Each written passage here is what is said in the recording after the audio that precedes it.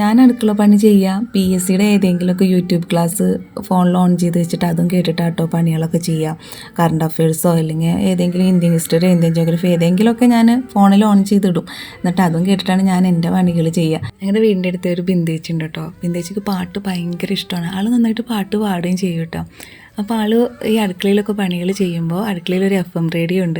ആ FM radio on ചെയ്തിട്ടാണ് ആൾ പണികളൊക്കെ ചെയ്യുക.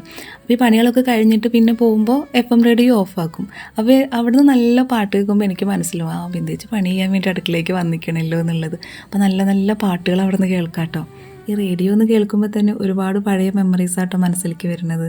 പണ്ട് സമയം നോക്കാൻ വീട്ടിൽ ക്ലോക്ക് ഉണ്ടെങ്കിലും ശരി, സമയം അറിയാൻ ക്ലോക്കിലേക്ക് നോക്കില്ല, റേഡിയോയിലെ പ്രോഗ്രാമുകളാണ് കേൾക്കുക.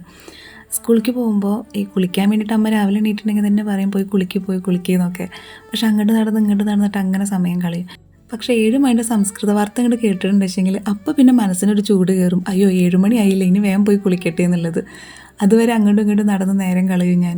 പിന്നെ അത് കഴിഞ്ഞിട്ടുണ്ടെങ്കിൽ 8 മണിക്ക് ഒരു ചലച്ചിത്രഗാനം ഉണ്ടായിരുന്നല്ലോ. ഈ ചലച്ചിത്രഗാനങ്ങൾ അങ്ങോട്ട് കഴിഞ്ഞ് പാട്ടൊരു 2 പാട്ടൊക്കെ ഉണ്ട് കഴിഞ്ഞിട്ടുണ്ടെങ്കിൽ ഞാൻ ഇറങ്ങും. അപ്പോഴത്തേക്കും 8:20 ബസ്സിനായിരുന്നു ഞാൻ സ്കൂളിലേക്ക് പോയിരുന്നത്. അപ്പോൾ വേഗം അവിടെ നിന്ന് ആ 2 പാട്ട് കേൾക്കൽ കഴിഞ്ഞിട്ടുണ്ടെങ്കിൽ അപ്പോൾ പിന്നെ വേഗം ഓടണം. അങ്ങനെ ഒരു സമയമൊക്കെ അന്ന് ഈ റേഡിയോയിലത്തെ ഒരുപാട് പ്രോഗ്രാമുകളൊക്കെ നോക്കിയിട്ടായിരുന്നു സമയങ്ങളൊക്കെ ഞാൻ നോക്കി വെച്ചിരുന്നത്.